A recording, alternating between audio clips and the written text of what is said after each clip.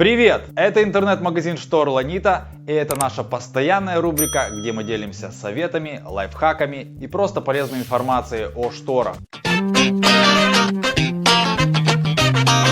И как мы обещали в предыдущем выпуске, в этот раз мы очень хотим поделиться информацией о том, на что нужно обращать внимание, когда вы забираете шторы из ателье или получаете их по почте. И прежде всего хочется отметить, что как в Украине в целом, так и в каждом городе по отдельности есть множество ателье и салонов по пошиву штор. И каждый из них имеет свои индивидуальные особенности. И поскольку мы уже давно работаем в сфере штор и дружим с различными ателье, нам удалось выявить 10 основных требований, которых должен придерживаться каждый салон. И соответственно, поделившись ими, мы надеемся помочь покупателю сразу определить качество выполненной работы. Сразу же хочется отметить, что все эти проверки необходимо делать до того, как вы повесили, погладили или еще чего лучше постирали штору. И поскольку тема очень большая и емкая, мы разделим ее на все 10 частей. И в этот раз мы поговорим про целостность шторы и как это проверить. Целостность.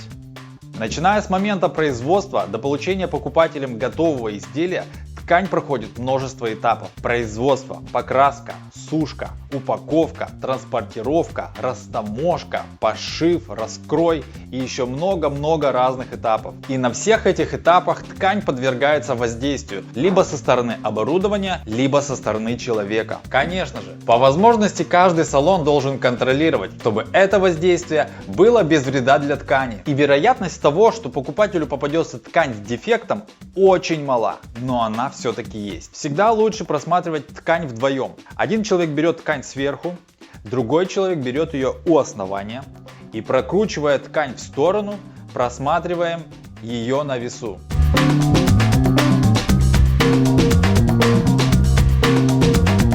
Но если просматривать ткань самостоятельно, можно это сделать в два этапа. Просматриваем ткань сверху до середины. Прокручивая ее со стороны в сторону, тщательно изучаем все обозримое полотно. Второй — снизу до середины.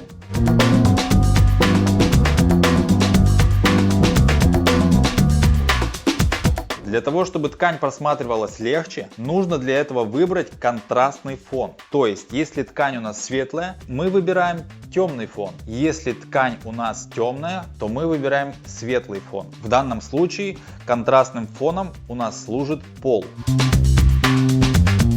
Шторы лучше всего проверить еще и на просвет. Для этого нам необходимо стать напротив источника света. Таким источником может послужить банально окно, желательно в дневное время суток.